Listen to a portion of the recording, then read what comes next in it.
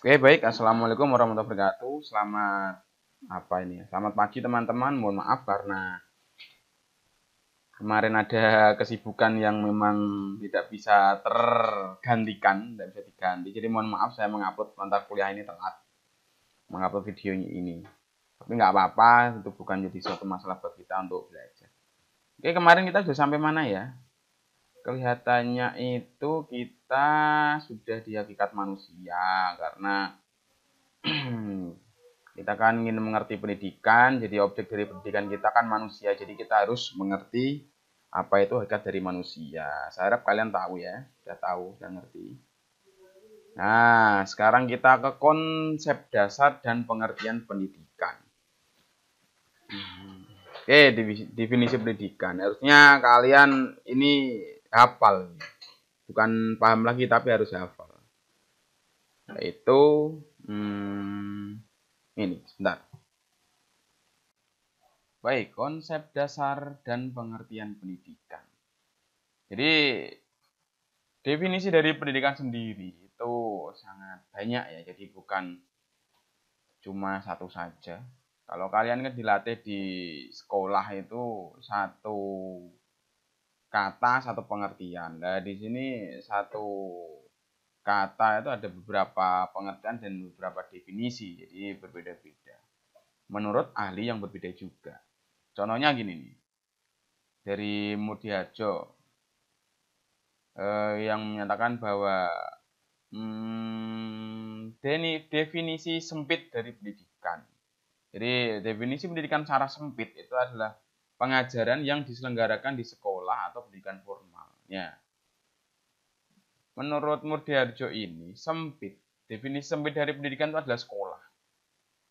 Ya karena sekolah itu di situ sudah ada guru, sudah ada siswa, sudah ada kurikulum, sudah ada bahan ajar, sudah ada rencana pembelajaran, semua komplit. Jadi pendidikan ya disimulasikan dalam satu pengertian secara sempit, yaitu pendidikan formal atau pendidikan atau sekolah maksud saya tuh.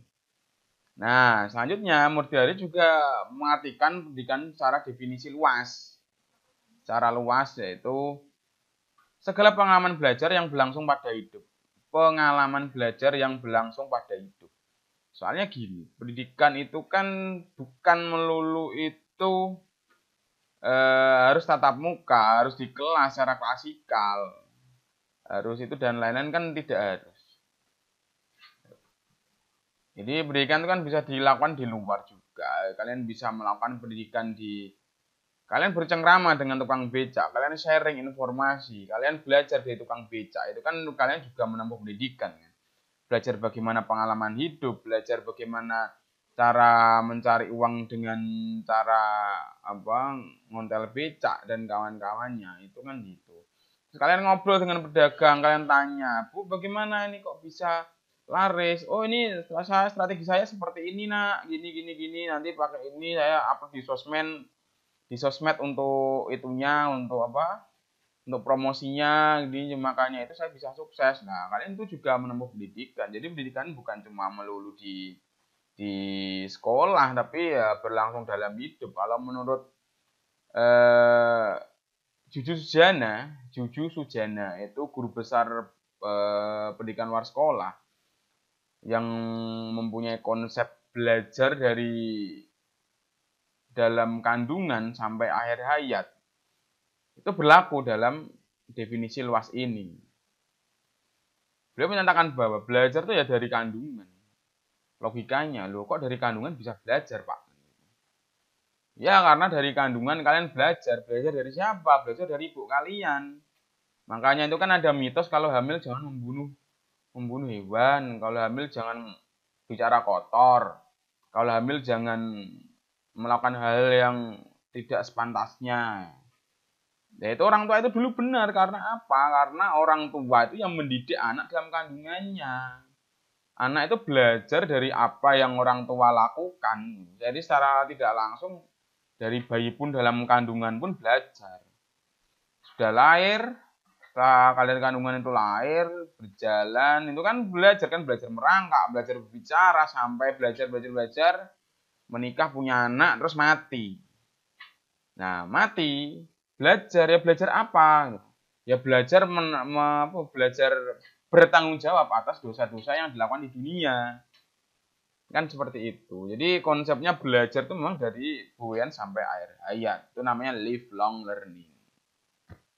Oh, jadi definisi luas tuh belajar seperti itu.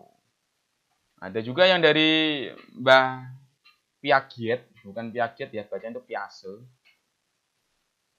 Itu mengartikan bahwa pendidikan berarti menghasilkan, mencipta, sekalipun tidak banyak, sekalipun suatu penciptaannya dibatasi oleh pembandingan dengan pencipta yang lain. Ya si Piase, Mbah Piase ini merepresentasikan pendidikan itu adalah menciptakan. Kalian belajar. Berarti kalian menciptakan apa? Ya menciptakan sesuatu. Penciptaan itu bukan cuma ya langsung kita ciptakan berupa barang, bukan. Tapi pemikiran itu juga hasil ciptaan. Setelah kalian belajar, oh ternyata memahami wanita itu harus seperti ini. Nah, karena saya itu selalu sering dipatah hatikan sama cewek, jadi saya harus belajar. Nah, untuk menghindari di PHP cewek lagi kan seperti itu. Nah, itu kalian juga menciptakan dari pengalaman-pengalaman kalian belajar akan hal itu, setelah itu kalian menciptakan suatu pemikiran baru. Nah, itu merupakan pendidikan juga. Terus menurut KBBI ada juga itu proses perubahan sikap dan tata laku seorang atau kelompok dalam usaha mendewasakan manusia melalui upaya pengajaran dan pelatihan. Itu KBBI. Kalau KBBI ya udah seperti itu, mau diartikan apa lagi kan seperti itu. Proses perubahan sikap dan tata laku. Memang benar pendidikan itu ya bagaimana kalian bisa melihat membandingkan dua orang yang satu melakukan jenjang pendidikan dan yang satu tidak? Apa coba? Bagaimana? Coba kalian bandingkan, ada dua orang nih jalan. Berdua kalian ngobrol. Oh, jangan ngobrol, kalian lihat aja dia. Kalian bisa membedakan nggak mana orang yang berpendidikan dan mana orang yang tidak berpendidikan? Harus bisa dibedakan itu. Karena pendidikan ya itu perubahan sikap dan tingkah laku. Jadi kalau orang lo lihat, kamu aja lah. Kalau di yang ringan, coba kalian amati orang tersebut. Bedakan mana orang yang berpendidikan, mana orang yang tidak berpendidikan. Nah, nanti silakan di kolom komentar diceritakan yang membedakan apa. Itu ya. Harus dijawab di kolom komentar itu. Apa yang membedakan? Oh, ini berpendidikan tidak sih? Jika kalian lihat gitu, kalian amati. Oh, ini berpendidikan. Kok bisa pendidikan? Karena apa? Nah, itu yang harus kalian cari. Itu ya, tugas ya. Ringan-ringan aja tugas kita, nggak usah berat-berat. Nanti kalian shock. Jadi membedakan orang yang berpendidikan dengan orang yang tidak berpendidikan. Oke. Nih, menurut USPN ini yang harus kalian hafal. Karena pendidikan adalah usaha sadar dan terencana untuk mewujudkan suasana belajar dan proses pembelajaran agar peserta didik secara aktif mampu mengembangkan potensi yang dimiliki. Potensi apa saja? Ada keagamaan, pengenalan diri, kepribadian, kecerdasan, akhlak mulia, serta keterampilan yang diperlukan dalam dirinya masyarakat, bangsa, dan negara. Usaha sadar dan terencana. Ya karena pendidikan itu ya memang usaha sadar. Kalau kalian mau ke kampus tuh, kalian nggak sadar, ya nggak bisa ke kampus lah. Ada usaha sadar. Jadi kalian ada usahanya, ada effort untuk pendidikan. Kalian punya effort untuk belajar.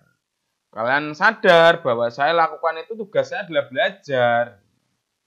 Dan terencana bagaimana? Oh, di situ dosen menyiapkan materi, menyiapkan segala macam bentuk diskusi, menyiapkan tugas untuk mendidik kalian agar kalian memahami tentang mata kuliah yang beliau dosen itu berikan kepada kalian. Itu. Jadi kalau sudah tidak ada usaha, apalagi tidak sadar dan tidak ada rencana, ya tidak akan terjadi pendidikan. Tuh. Jadi pendidikan bukan cuma pengantar pendidikan saja, bukan cuma mengampu mata kuliah, mata pelajaran di SMA, SMP, SD itu bukan. Tapi kalian mengenalkan diri, membentuk sebuah kepribadian. Ya karena pendidikan dasar itu kan membentuk karakter siswa. SD, SMP itu kan masih pembentukan karakter. PAUD itu kan pembentukan karakter. Jadi bukan cuma kognitif saja. Kadang kan banyak yang itu kognitif dan kognitif. Kalau orang tua kalian bahkan kalian sendiri, oh yang penting nilai saya tinggi.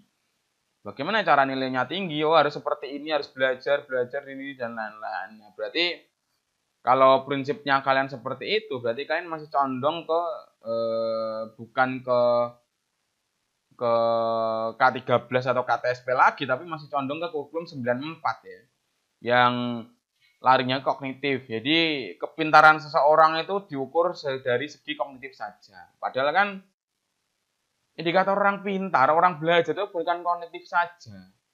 Masih aja afektif. Bagaimana sikapnya, bagaimana komunikasi kalian, bagaimana perilaku kalian, itu yang lebih penting, bukan hanya kognitif saja. Jadi kalau bisa ya kognitif kalian pintar, afektifnya pintar, dan psikomotornya pintar.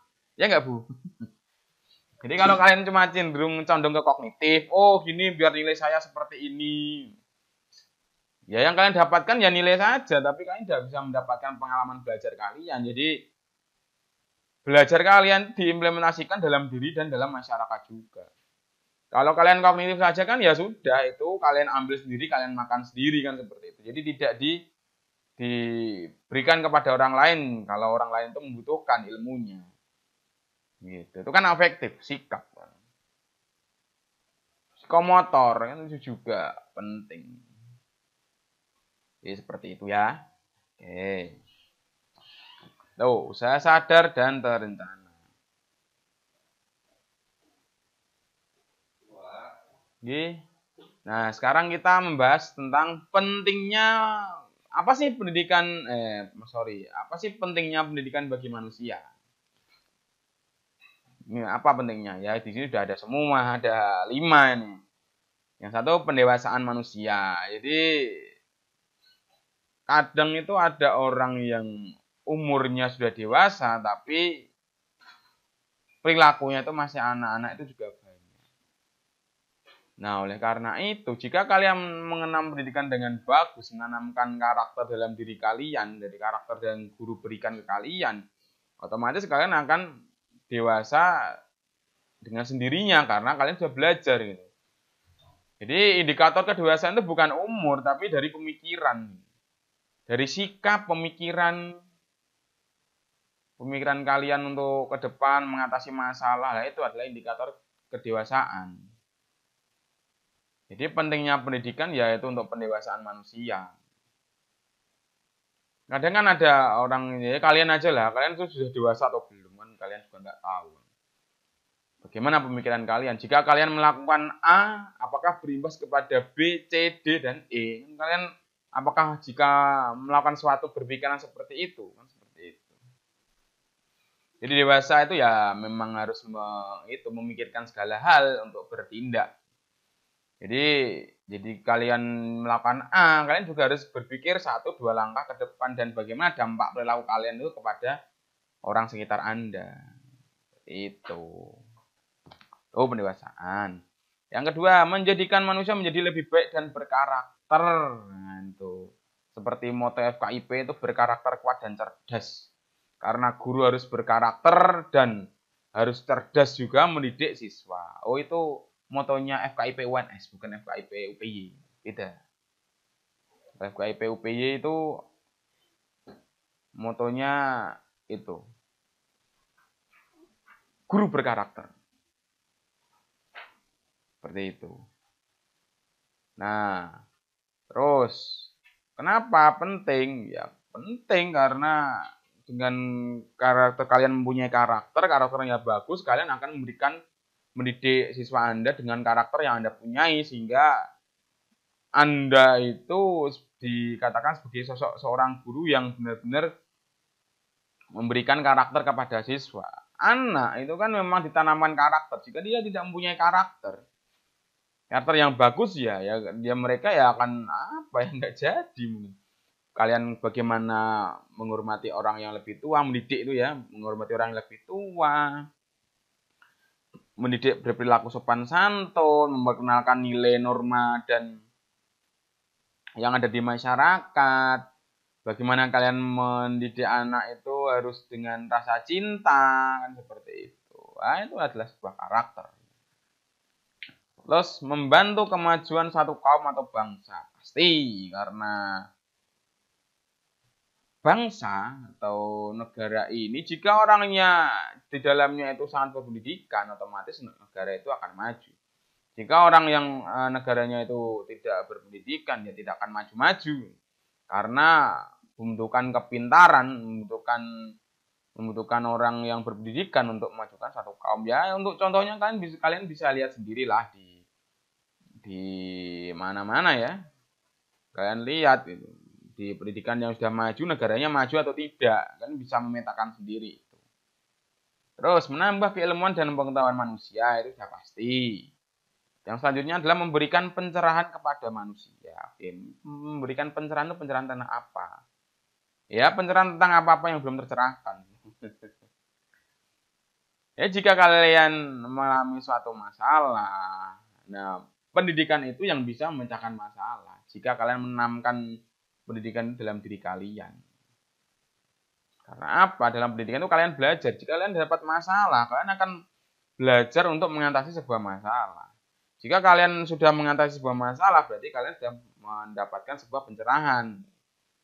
Mengatasi masalah itu kan bukan dari diri kalian sendiri, tapi dari kalian membaca literatur dari yang orang-orang punyai.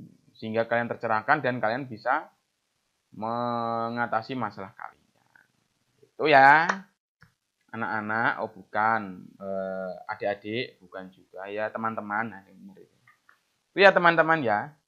Untuk selanjutnya, untuk pertemuan besok itu ini syarat terjadinya pendidikan. Nanti akan saya berikan ke kalian. Untuk pertemuan besok, jadi kita cukupkan ini saja pertemuan kita. Terima kasih, mohon maaf karena terjadi kelambatan. Wabillahi taufiq wal hidayah. Wassalamualaikum warahmatullahi wabarakatuh.